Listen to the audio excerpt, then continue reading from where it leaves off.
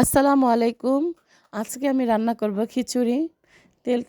তেল দিলাম, কড়াইটা গরম হলে তেলটা গরম করে নিব। এরপর আমি পেঁয়াজ কুচি দেব। পেঁয়াজটা ভাজা ভাজা করব তেলের উপরে। পেঁয়াজটা নেড়ে নেব এখন।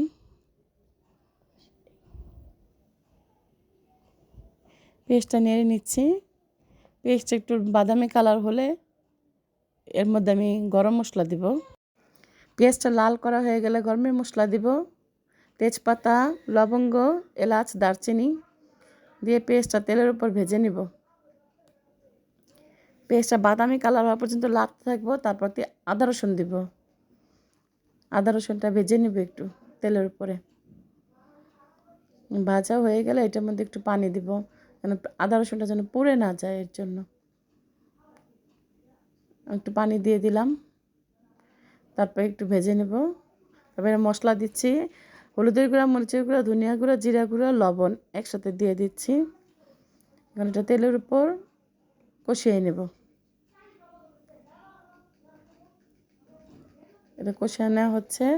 তেল উঠে গেলে আমরা খিচুড়ির চাল ডাল একসাথে ধুয়ে রেখেছি সেটা দিয়ে দেব।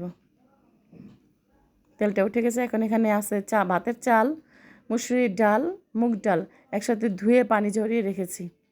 এখন এটা আমি ঢেলে দেব। ঢেলে দিয়ে চালটা ভালো মতো ভেজে নেব। সম্পূর্ণ চালটুক দিয়ে দিচ্ছি।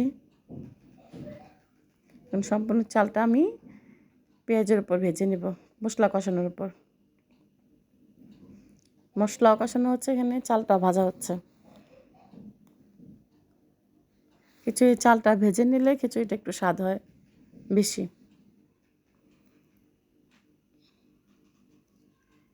চালটা ভাজা হচ্ছে। চালটা ভেজে আমি এখন পানি দিয়ে দেব। আমি গরম পানি দিচ্ছি।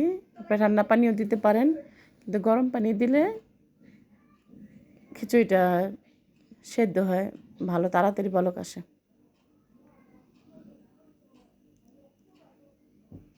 খিচুড়িটা একটু নাড়াচাড়া করছি, ঢেকে দিলাম।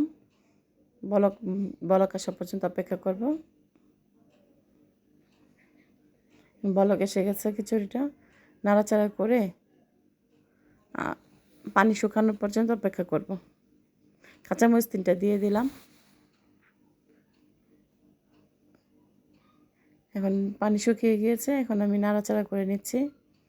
আর একটু চালটা সেদ্ধ হওয়া পর্যন্ত অপেক্ষা করব। ঢেকে অল্প আছে তাপে দেব। খিচুড়িটা বেশ আঠালো আঠালো ভাব হয়েছে। ঘন হবে, আঠালো আঠালো ভাব হবে। এখন আমি খিচুড়িটা নেড়ে দিচ্ছি। নাড়া হয়ে গেলে ঢেকে দিয়ে অল্প আঁচে দেব। অল্প আঁচে দিয়েছি। দম দেওয়া শেষ হয়ে গেলে আমি যে আরেকবার নেড়ে নিচ্ছি। ঢাকনাটা তুলে নিলাম।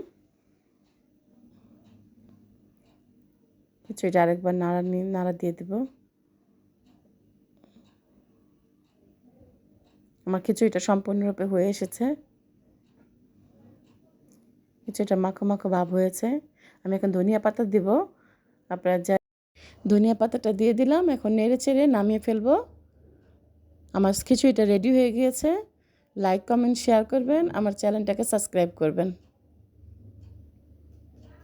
খিচুড়ি আমার রেডি হয়ে গেছে, নামিয়ে ফেলছি। ধন্যবাদ সবাইকে আমার ভিডিওটি এতক্ষণ দেখার জন্য।